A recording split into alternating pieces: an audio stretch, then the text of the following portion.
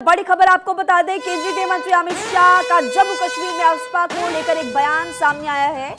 जम्मू कश्मीर में अफवाह हटाने पर विचार करेंगे और हमारे पास सुरक्षा बलों को वापस बुलाने का प्लान है। पहले जम्मू कश्मीर पुलिस पर भरोसा नहीं किया जाता था, लेकिन आज जम्मू कश्मीर पुलिस ऑपरेशन का नेतृत्व कर रही है। आपको बता दें कि केंद्रीय गृह मंत्री अमित शाह की तरफ से ये स्टेटमेंट फिलहाल दिया गया है और इसी स्टेटमेंट के आधार पर ये समझा जा सकता है कि कैसे अमित शाह फिलहाल ये कहते हुए नजर आ रहे हैं कि अब जम्मू कश्मीर से अफवाह फिलहाल हटाने को लेकर सरकार विचार कर रही है। निश्चित रूप से चुनाव के बाद इस पर हम एक एक्शन प्लान बनाए हैं और जम्मू कश्मीर पुलिस के हवाले ही जम्मू कश्मीर का कानून और व्यवस्था की स्थिति होगी और धीरे धीरे ट्रूप्स बैरक में जाएंगे। ये हमारा एक डिजाइन बना हुआ है। हमने 7 साल का एक ब्लूप्रिंट बनाया है। जम्मू कश्मीर पुलिस को हम स्ट्रेंथी कर रहे हैं। जम्मू कश्मीर की पुलिस अब अपने पैरों पर खड़ी हुई और जितनी भी मुठभेड़ हुई है इसमें ज्यादातर अब जम्मू कश्मीर की पुलिस करती है, क्योंकि फोर्थ फ्रंट पर वही रहती है। हम सपोर्ट में सेंट्रल फोर्सेस रहती है। तो एक कल्चर बदला है। पहले जम्मू कश्मीर की पुलिस पर विश्वास नहीं किया जाता था दिल्ली की ओर से। हमने जम्मू कश्मीर की पुलिस में एक गुणात्मक बदलाव लाया है और फोर्थ फ्रंट पर जम्मू कश्मीर पुलिस। देखिए, अब आपको दिखाते हैं कि आखिर अफवाह को लेकर क्या कुछ अमित शाह की तरफ से कहा गया। जम्मू कश्मीर से अफवाह हटेगा।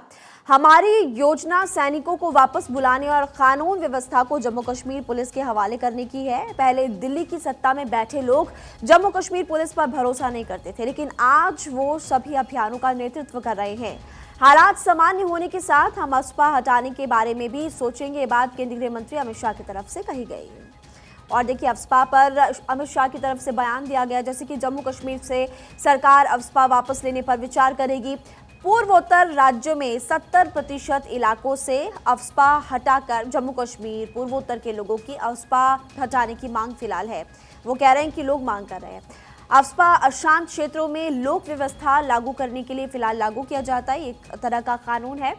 अफवाह के तहत तलाशी, गिरफ्तारी, गोली चलाने की शक्ति फिलहाल सेना के अधिकारियों पर होती है। वहीं पर 370 को लेकर भी अमित शाह ने क्या कुछ कहा है वो भी आपको सुनवा देते हैं।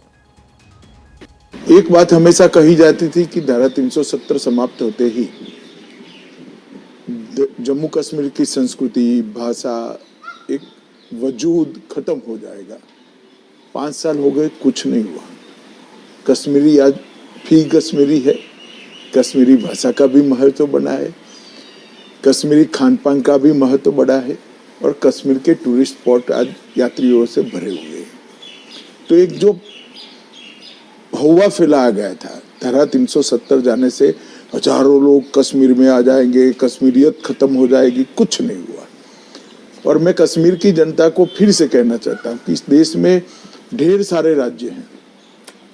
गुजरात में आज भी गुजरातियों का अपना एक कल्चर है। बंगाल में आज भी बंगालियों का अपना एक कल्चर है।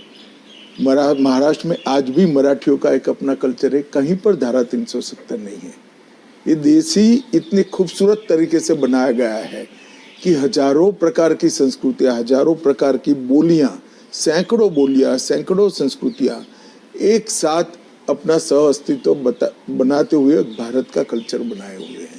और मुझे आनंद है कि आज जम्मू कश्मीर की जनता इस चीज को महसूस कर रही है। जम्मू कश्मीर में धारा 370 की आड़ में अलगाववादी विचार को एक विचारधारा बनाकर जम्मू कश्मीर के युवाओं को आतंक के रास्ते पर घसीट दिया गया, जिसका पाकिस्तान ने दुरुपयोग किया और जम्मू कश्मीर में 40,000 से ज्यादा युवा विगत 4 दशक में मारे गए।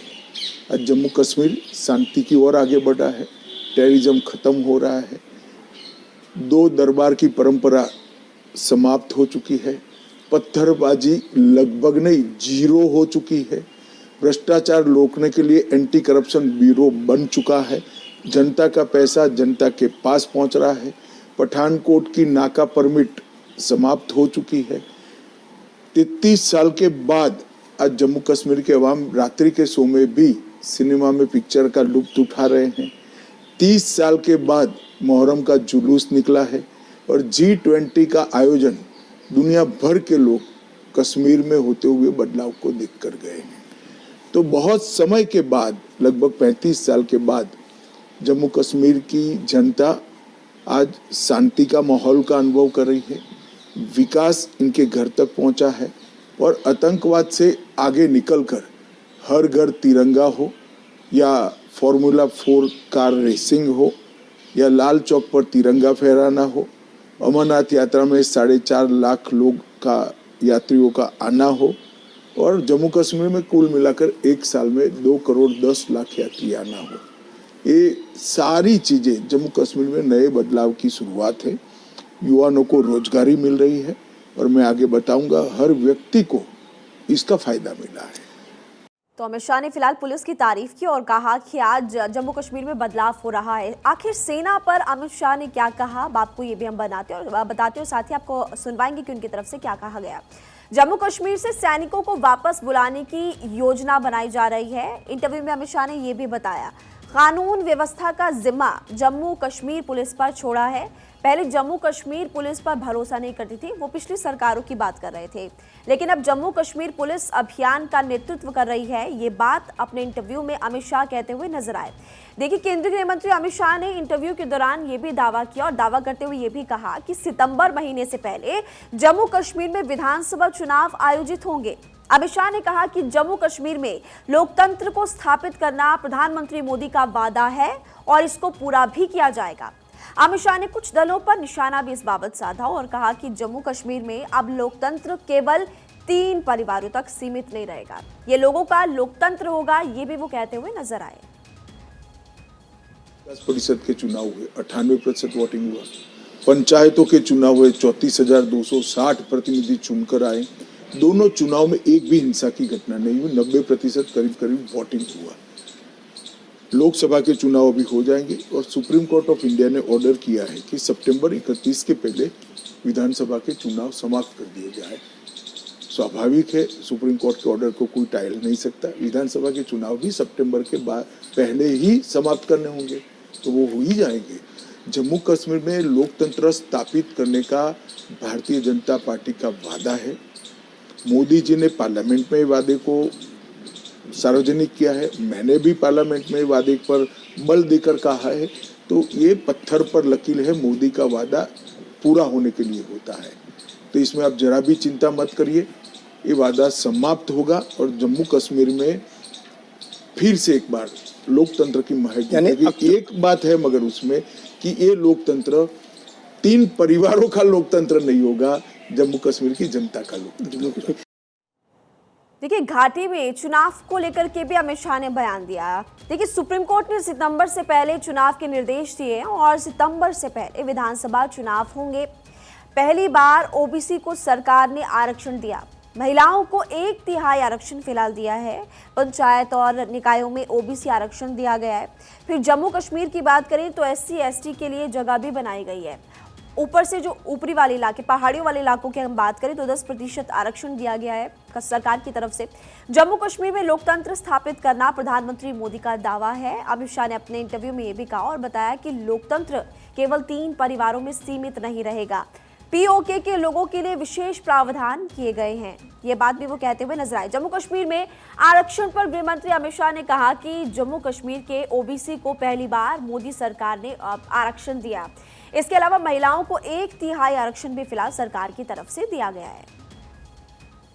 कि भारतीय जनता पार्टी की नरेंद्र मोदी सरकार ने जम्मू कश्मीर के OBC नामकरण कर सभी को सम्मान दिया है।